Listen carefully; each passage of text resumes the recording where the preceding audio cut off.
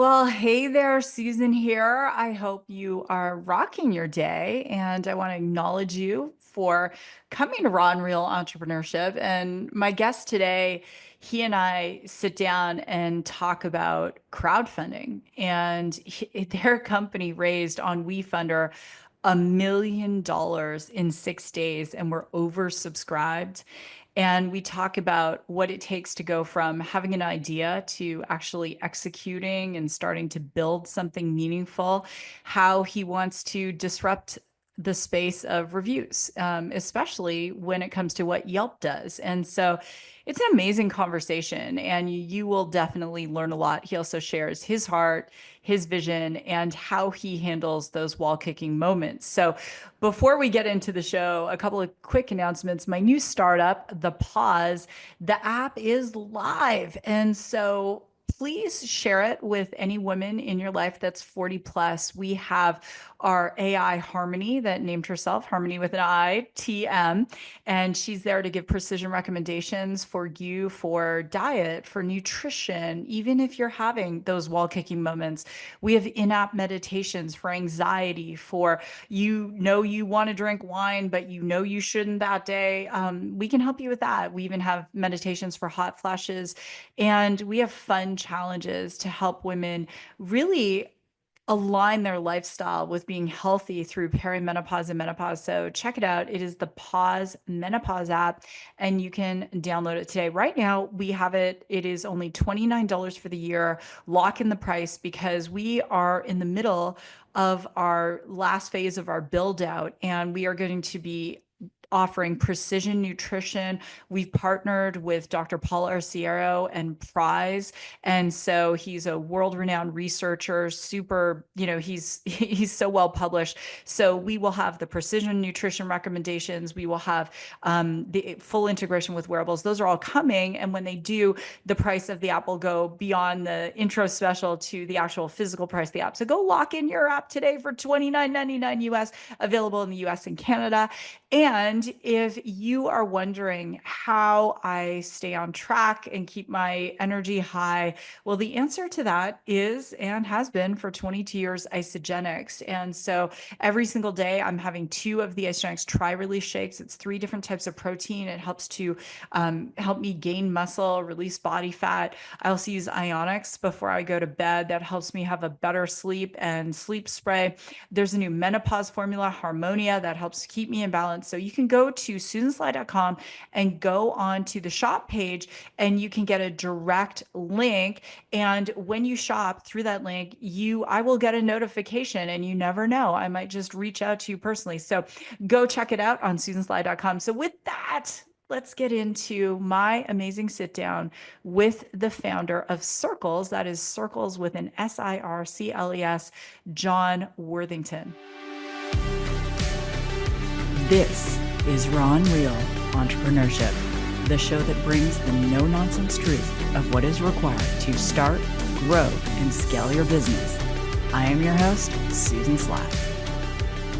Well, what is up, Raw and Real Entrepreneurs, wherever you are in the world? I hope you're having an amazing day. And I was sitting down with the guest today, and it's so fun.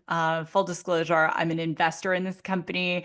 We're going to talk about that. And he and I just started having this interesting discussion around entrepreneurship and the challenges and deciding when is the right time to release a product. And I felt we were more like in a therapy session than we were actually. And I was like, dang it, we have a show to do. So, John, thank you for being on the show. And I want to jump in with the common first question I always ask: when was your first entrepreneurial venture? Because we're kind of doing loose surveying, like, are entrepreneurs born? Are they made? So when was your first foray into entrepreneurship? Well, it's great to be here, Susan. Thank you. And that's a great question. Does a lemonade stand count? Because 100%. yeah, and I'm trying to think back. Did I do a lemonade stand first, or was it like a car wash? But this goes way back to, yeah, maybe 6, 7, 8 years old. I was thinking, we have this lemon tree with all these lemons on it. We can't eat them all. Maybe I could sell them and make some money. So I guess if I had to answer that question, are you born with it, or is it something you learn? I'd have to say I probably had it in my DNA. So from that lemonade stand, it's so interesting because you are a multi-time founder. And a lot of founders who've done multiple businesses, we look at each other like we're either really smart or really like just not, we're off balance, right?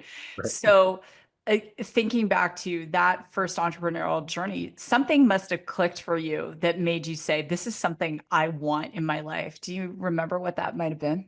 Yeah, I've just always had this burning desire to be independent.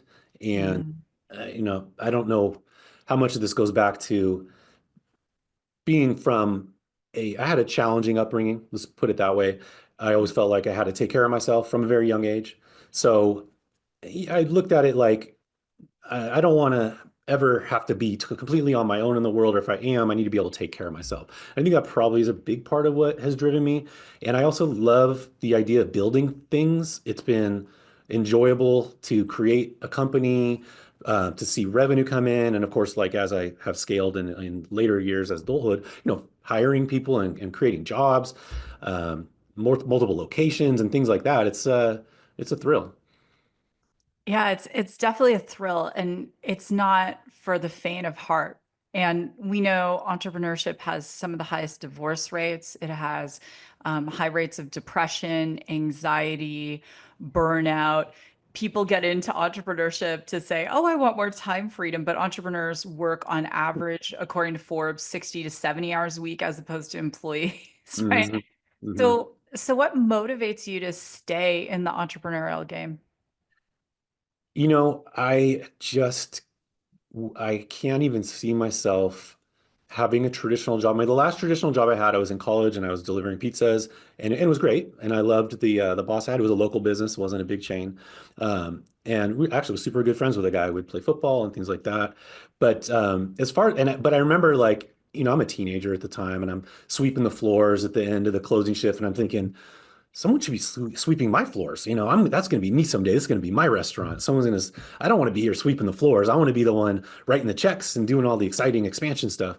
It's just something I don't know. I don't know even what I would do if I had to go into the corporate world and be that guy. I love taking the risks. I love the challenge of it. It's not always fun. And you mentioned, this is not a job you should take if you think you're going to have an easy street. If you're going to be an entrepreneur, you need to expect to grind and grind, and there's nobody to go to if things start falling apart. The buck stops with you, so you have to be the one with the solutions. But I like that, and I have to mention I have incredible partners. I always have, and I've had different ventures. And I could never have done a single one without the partners I have. These are very good friends, in some cases, some family. And together, we make an incredible team. So it makes it very fun.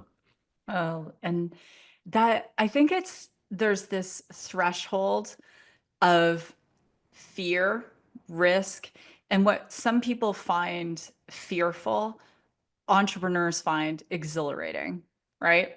I'd say that. And and when we think about, all those times when it's like, okay, yeah, I've got to go raise money, or this engineer isn't working out, but the code is almost there, and I need to go find someone who can literally look at code and finish code or use a tool that can finish that code. And it's like, it's that constant thrill ride.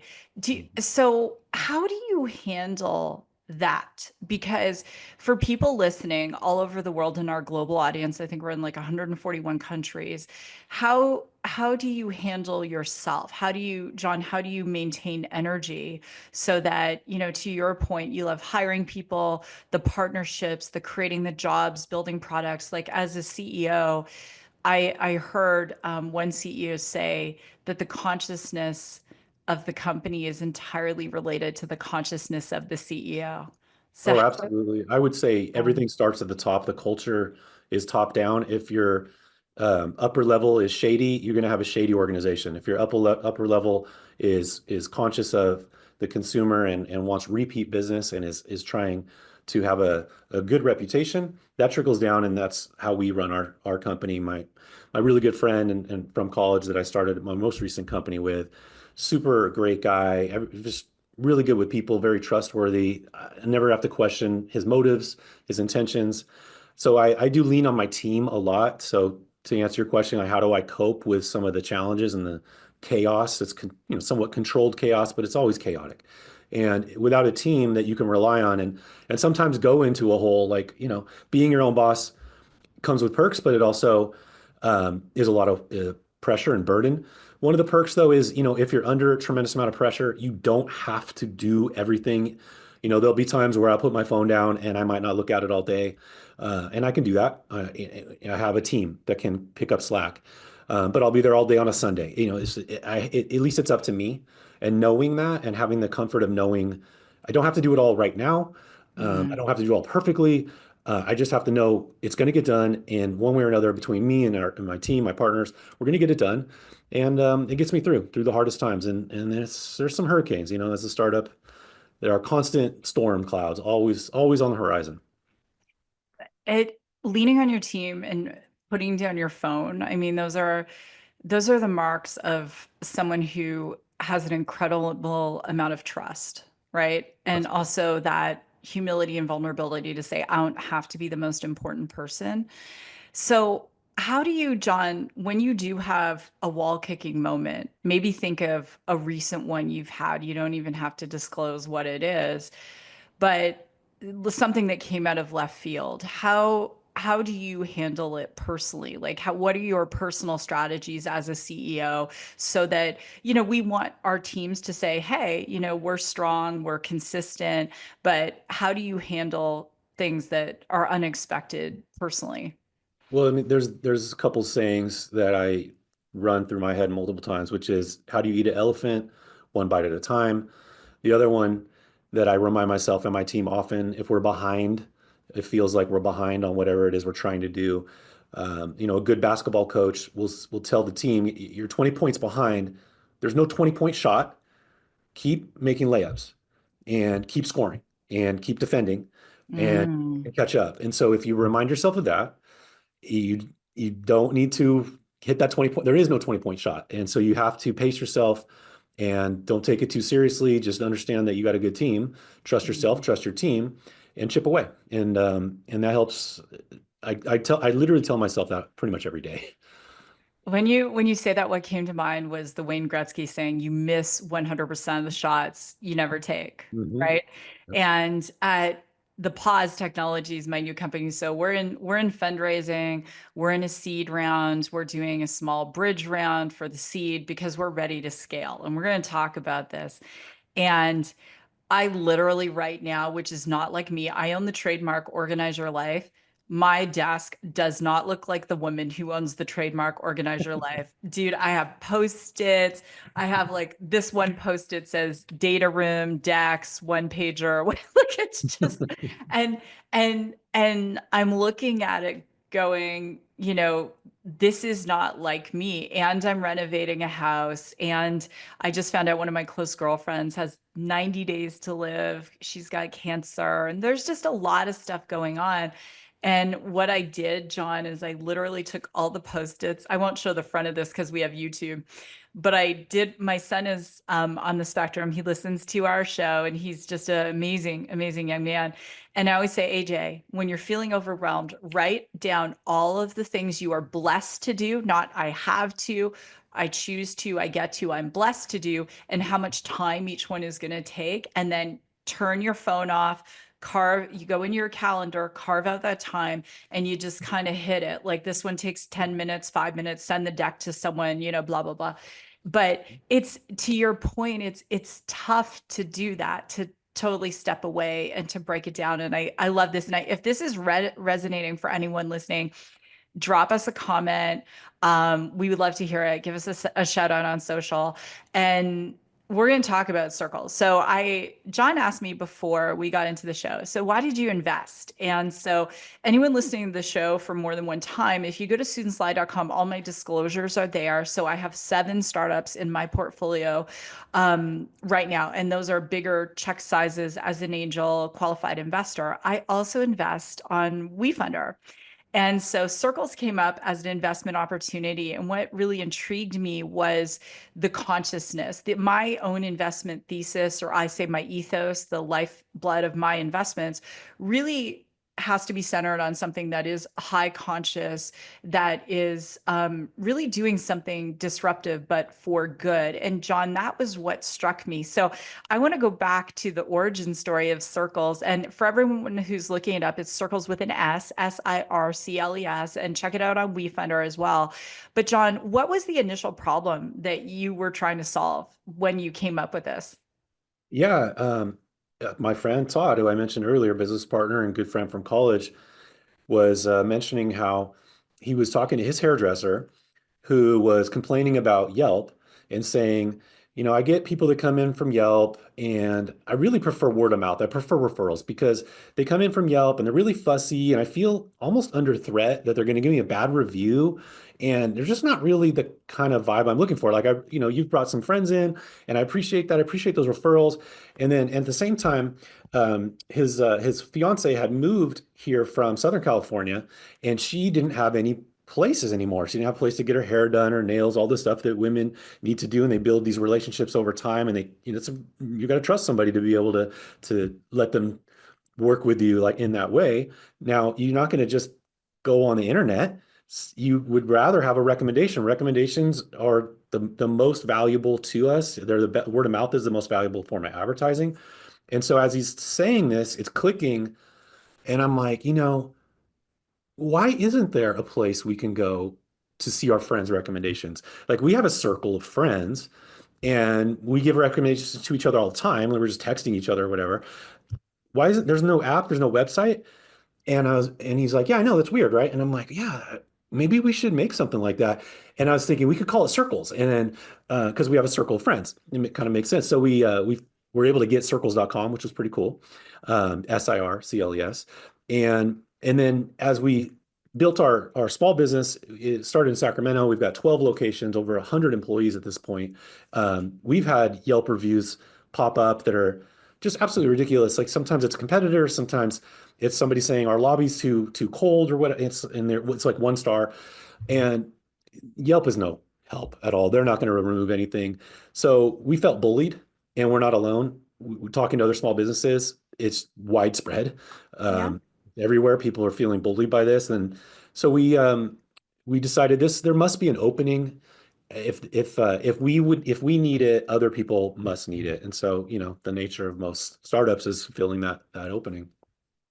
What attracted me was, to your point, it was the positivity, right? And when I look at Yelp, and what most people don't know is Yelp only shows a certain number of reviews. So you could have some really great ones, but they're not necessarily showing them.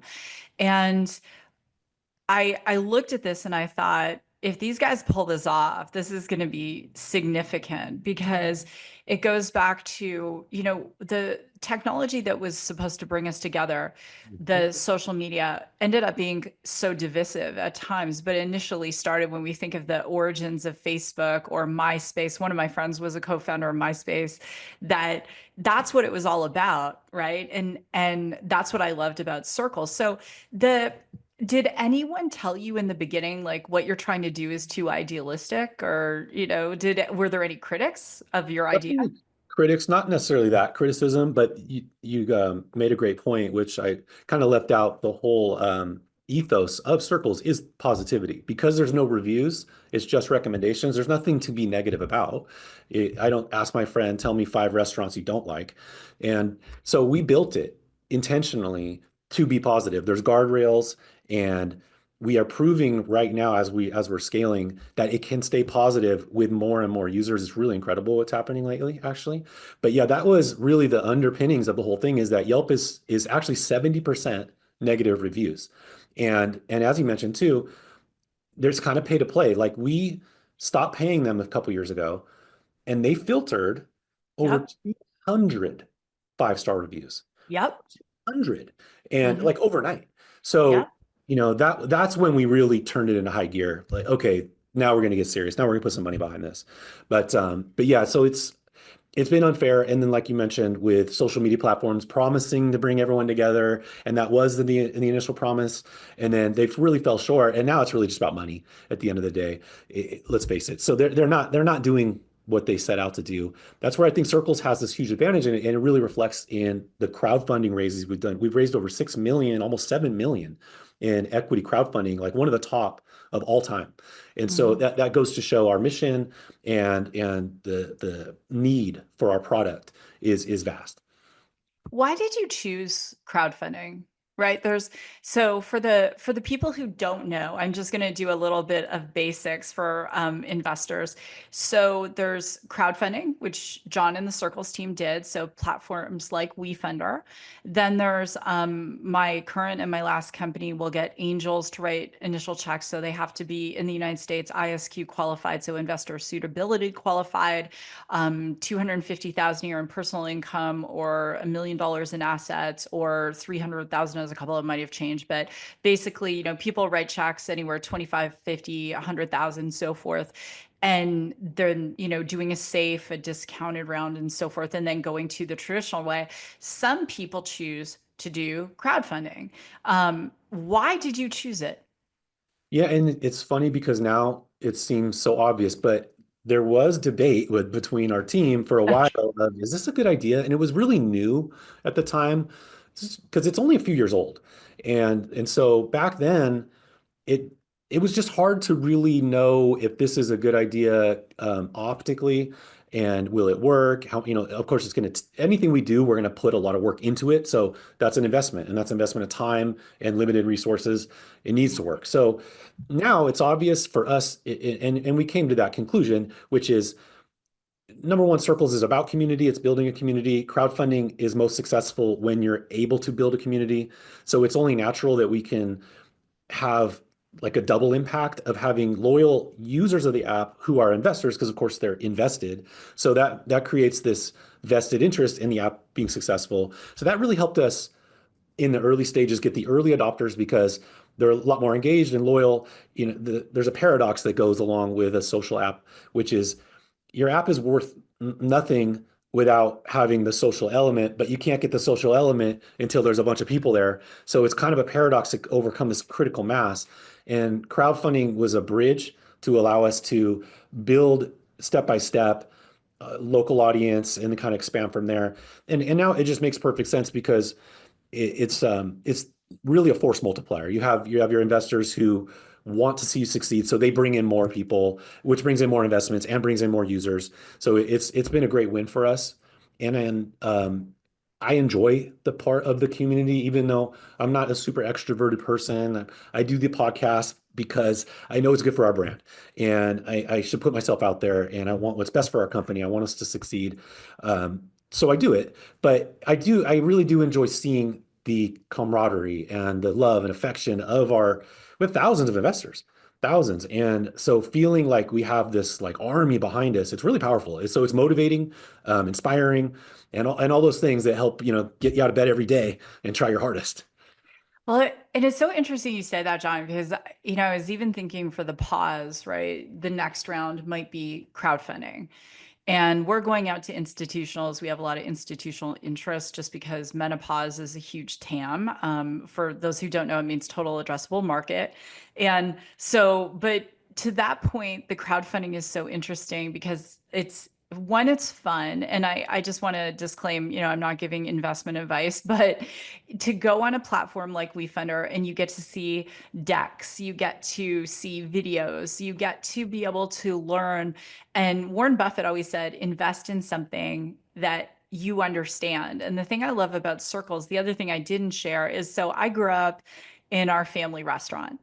And this was in the days before reviews, but it was very much word of mouth. We were a super popular small restaurant, and people would say to their friends, "Oh, let's go to the restaurant. Let's go to the restaurant." And so then in the 90s, I owned a health club, and that's just when reviews were starting, and reviews started to really make a difference. And what happened was I could not compete. That business ended up closing. I couldn't compete with the chains because when they bought a treadmill, it was $4,000 cheaper than when I bought a treadmill. And people, they just wanted to go there and so forth, and had the staff and the reviews and all of that. And I think, John, to go and look at crowdfunding as a viable option, especially when you're going B2C, is so smart. So how long did it take you from the time you said, hey, WeFunder, we want to do this, to actually being able to to take the first capital? That's the first part of my question. And second part is, how did you come to your valuation for that initial raise? Sure. Yeah. I think we were pretty fast. Like it's never really possible to do it in less than about 90 days. And I think we weren't much past that when we ultimately decided let's do it. I think we got it done in 3, 4 months and we're Mhm. live. And the valuation had already been set prior because we did a friends and family round. So I think that was at a $4 million valuation. And we felt like we had a baseline. And we had talked to another company that incubates apps, and they knew the stage we were at. And we had, in one of our meetings, they said, they took us to the side and they said, we actually probably would have valued it 4 million too, because it like from the stage you're at right now. So you guys are right there. So it felt pretty good about that. And then from that point on, we had done much more implementation and engineering. So I think we probably doubled it in our when we went to the WeFunder campaign. We figured we're about double the distance that we were before. So I think we went like 8 million or $10 million valuation, which for an app that can be worth billions, potentially trillions, if we could take over Facebook, let's say, which is not impossible, and kind of a goal, like it's our whisper goal. Like we're here to really take down Yelp because they've been a Yeah. thorn to us and many small businesses. But hey, let's set big goals for ourselves. So we, at the $10 million valuation, the last round we did was at 30. It's still multiple X return if we can get even to the size of a Yelp, which is relatively small. It's only like $3, $4 billion company, but I Mhm. mean $3 or $4 billion is huge compared to where we were. Yeah. And it's so interesting too, because the whole valuation question, right? It depends on which way the winds are blowing. It depends on, you know, your comps. And when you're building something that doesn't really exist, it's also tough to figure out what that valuation is. And I know that from my own experience. The Circles crowd is very enthusiastic, because the thing is, they are, there are a lot of business owners. And I was on the site today, like claim your business, which I just, I loved. The thing I'm curious about with this is, so you and I were talking prior to starting the show, and you're saying we're about to come out of the cave, right? What does that mean for you? Yeah, well, it means I can breathe. App development is very, very difficult. You probably have experienced a lot of this. It's not like making a website, it's software, and software is challenging. And we are competing with some of the best apps in the world. We're not one dimensional. We're not just doing like one thing. Circles has maps with map markers, and you see your friends' recommendations on the map. That's an app. We have a really robust group chat system for sharing your recommendations. So you share your favorites into the group chat, and it automatically creates topics above your. We actually invented this kind of thing, which is a patent pending. It's really cool. I've never seen it before. That's hence why we're going for this patent. I feel like Yeah. people are going to copy us.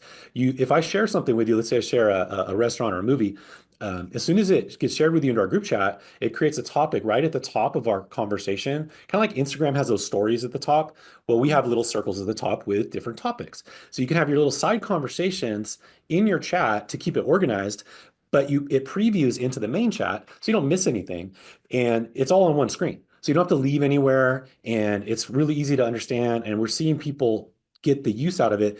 All that development time, all the ups and downs of that took years to do. And there's more to it than that. Like even just a feed and the profiles and all of it, notifications, everything has to work in perfect harmony, analytics, all of it it can't mess up.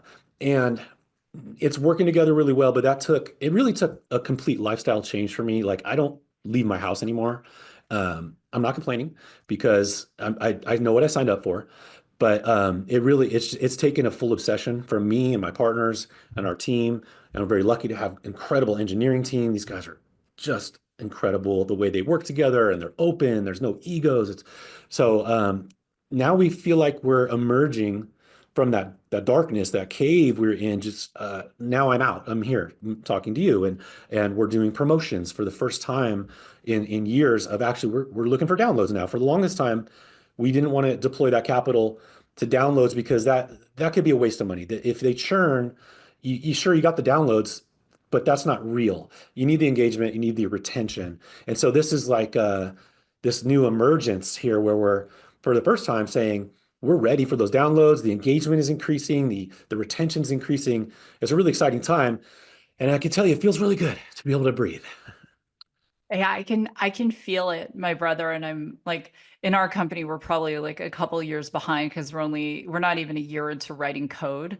And I made a decision not to do a free version of the app because the churn is so high. And so I said, the way we're going to build it is we're going to have a very like $3.99 a month because, it's not free to build. And we're going to like survey people. So we have a very robust group of target users, all women 40 plus. What do you want? Build it, push it out, refine it, build it, push it out. That's how I like to build software. And one of the craziest things for us was it was unexpected for me. So this is teeing up my next question to you, brother. So we said to the group, like, what is the top feature you want? They wanted in-app meditations. Hmm. I'm like, what? Okay. So I said back to our team, let's build that. And they did. So then we started pushing meditations every week. And then John, my own acupuncture doctor, she was like, Susan, I want to support you. And she's very, she's just the most lovely person. And so she downloads the app, starts listening to meditations. They come in the next week. She's like, Susan, I make all my patients listen to the meditations while they're like lying on the bed. I didn't think we were building a meditation app. That wasn't the goal, right? We're using AI, but this was the number one feature. And I want to ask you because I early, I can't remember how much I invested now, and I'll invest more in this next round. I downloaded it, an early user. What did you learn from your early users that was a surprise to you? I'm so curious about this because, we're like, this is our roadmap, this is our Mhm. architecture. What surprised the crap out of you? Yeah, isn't that interesting? You'll have this vision of how it's going to go and what everyone's going to respond to, and then lo and behold, everyone is doing this other thing. Yeah. So for us, it wasn't really until we rolled out this group chat that it all clicked. So we had the map functions working and you could share and favorite things, but there wasn't that interactivity. And that's when it really exploded. We created some large group chats that are semi-open to the public. Like we have apps, chats about like what's streaming, like on your streaming services. We have like we're in the Sacramento area, so we have a Sacramento Kings chat, things like that. And it's crazy how much people jumped in. That's not what we were really intending, but people are jumping in. Everyone's really positive and sharing their recommendations. And so that part of it really clicked with the engagement, but never thought that was going to be the thing. So, you go where the winds blow you. And we're happy to see the engagement. We're happy to see now we can leverage this. We're talking to influencers and they're going to have their own group chats and they'll be able to connect directly with their fans. And so that's really exciting because that doesn't really exist. Like that doesn't really happen. Like Instagram has channels, but it's one directional. You can't really, it's not a two directional conversation. What was that app that was during the pandemic and it was audio? So as an influencer, like I had a channel on there Was and it Clubhouse? yeah, Clubhouse. Yeah, And yeah. initially Clubhouse, you had to be invited. Mhm. And yeah, we were doing some fun Clubhouse stuff and Clubhouse died. Yeah, burned out. That's a one-dimensional app, is as I would put it. It did what it did very, very well. And a lot of those one-dimensional apps, there was one called Gas App that we looked at where they went whoop, whoop, but they spiked because it was polls about who likes you. And it was geared to like high school kids, and you see who likes you, and that gets that FOMO and gets people excited. And it works really well, but it doesn't necessarily have that staying power. We've been building circles for the long, long term. That's why it's got all these facets to it. But Clubhouse is kind of like a version of our group chat. We're not doing the video part of it, but yeah, people love that aspect, and hopefully they stay for the sharing and the recommendations and the discovery. Yeah, no, for sure. And when you think about like also timing, right? I think that, we're seeing it. People are tired of the polarization and they want to come together. And that's why Circles was so attractive to me and everyone listening. I would just encourage you, do you, boo, but go on WeFunder and check it out, see if it makes sense for you to invest. But I became a raving fan of what could be with possibility. As I said, like just seeing so clearly what could happen and how this could grow in the virility. Now I want to ask you something very, I don't know, more of the soul level. So when we're building technology, there's always a piece of us that goes in that technology. So what's the piece of you that's in Circles? There's more than one. I'm not always a positive person, and it's difficult for me to keep a positive outlook. So there's a lot of energy that I commit on a daily basis to that side of myself.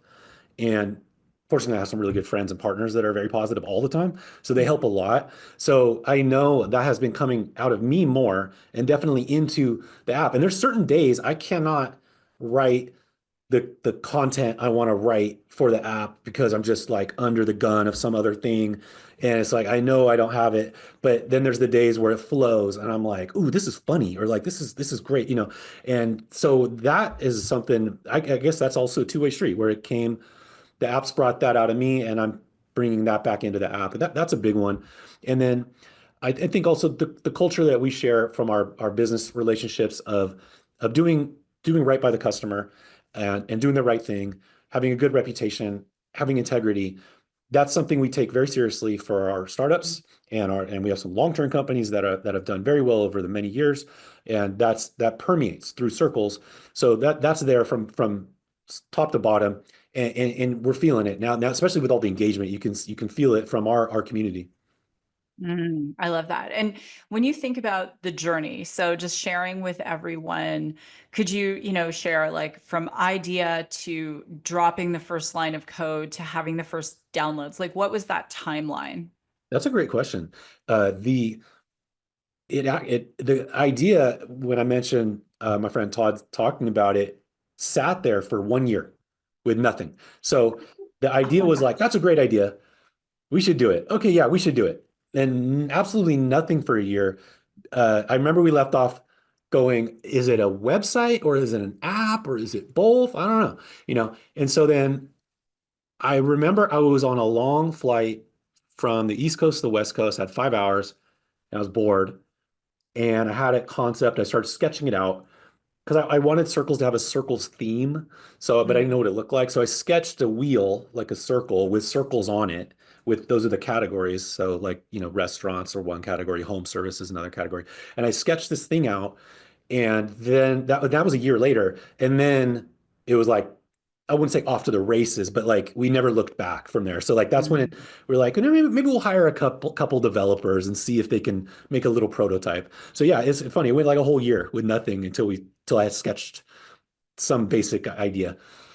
And how long was it from the time you started writing code to the time you started letting people physically, like not in test flight, but actually real people download the app and started raising money? Like, what was that timeline? Yeah, for to get into the App Store, probably a couple more years after that, because we just were kicking the tires a little bit. It wasn't really like a real serious investment because I mean, we knew going in, if we're going to do it, we're going to have to go all in. So let's see if it's even viable. Let's see how people respond.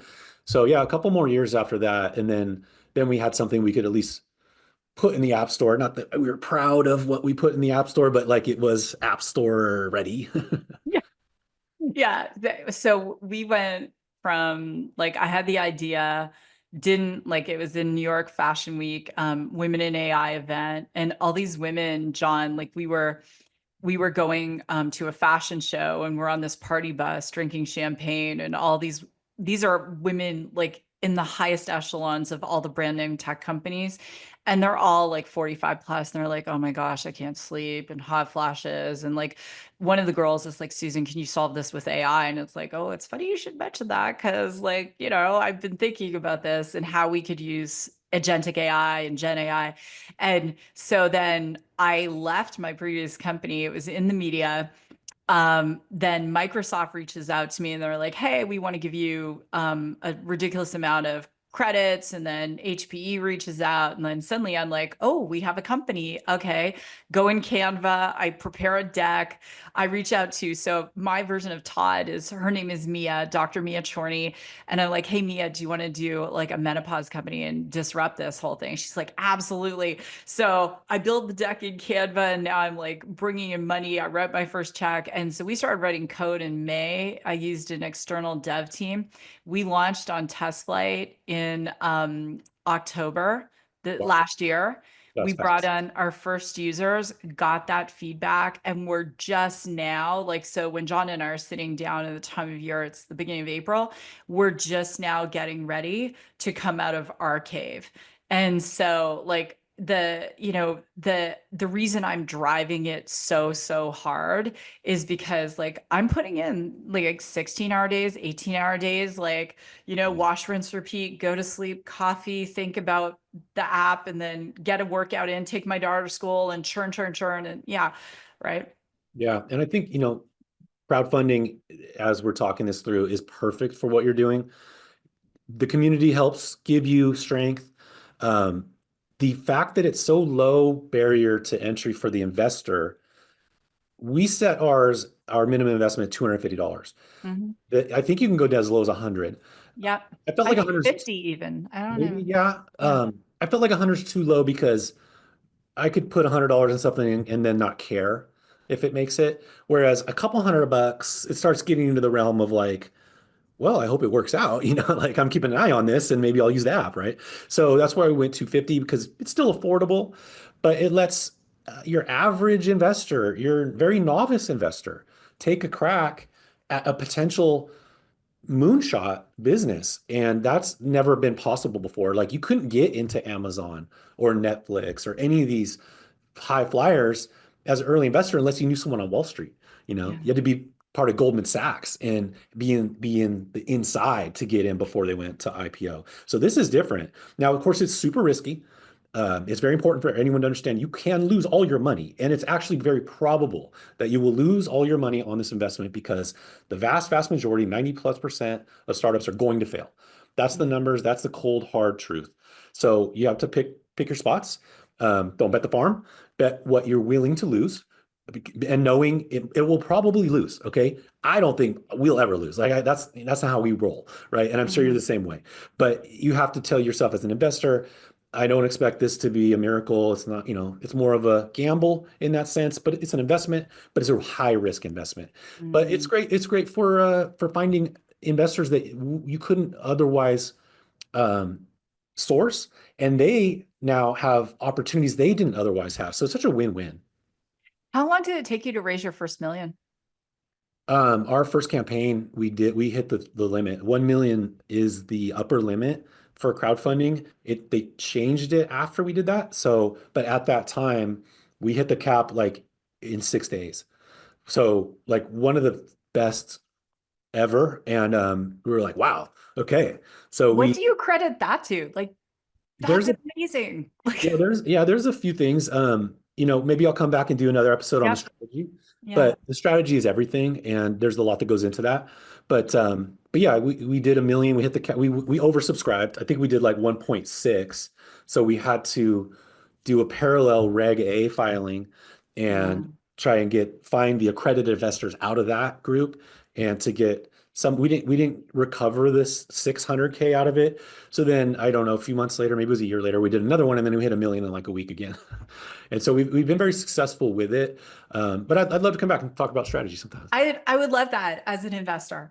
A final word to you, my friend. Obviously, I'm a fan. Someone listening who's never heard of Circles, like, final word to you, like, what do you want them to know about your heart in this company and why download the app? Okay, sure. About us internally, me personally, I want you to know that if you did decide to invest, know that we are trying our absolute hardest. We are obsessed and dedicated to this project and we'll never stop, never quit until the lights are off. So you have that, you have my word on that. My whole team, we actually post our daily work sessions every day. We've done unprecedented behind the scenes access. I've never heard of this from a startup. We actually record our whole team doing the builds. And so you can see how challenging it is every day. There's the wins, the losses, and all of that. And you can ride this wave with us and believe that, we're all in it to win it. The whole team is there. All their names are there. There's nothing, we don't hide anything. We're very transparent. And so, I want everyone to know that we're in it to win it. This is not a passion project. This is a serious commitment, and we're doing it for the mission. There are a few parts of that. I mentioned Yelp earlier as a bully to small businesses. Every small business we talk to is just thrilled that we're doing this. And then social media in general. I don't know about you, but I'm just so over the toxicity, the drama, all the bullying and stuff that goes on. They promised all this stuff, but it was false promises. So we're here to create a safe space, and that's what Sircles is all about. I want to just say amen to that, brother. And it absolutely is. And John, thank you so much for being here. For everyone listening, I'm just going to be bold. Just download the app, start using the app. Let's support John and the team. And if you want, go check out WeFunder as a potential investment, do your own due diligence. But, I'm grateful to be a little part on the ride. And John, you're awesome. And I wish you every success, brother. You've got this. Thank you. It was a pleasure to be here. Thanks so much. Thank you. And wherever you are in the world listening, thanks for being here. Give us a shout on social. Check out Sircles. And John and I would love a 5-star review. So with that, God bless. Go rock your day. And I will see you in the next episode.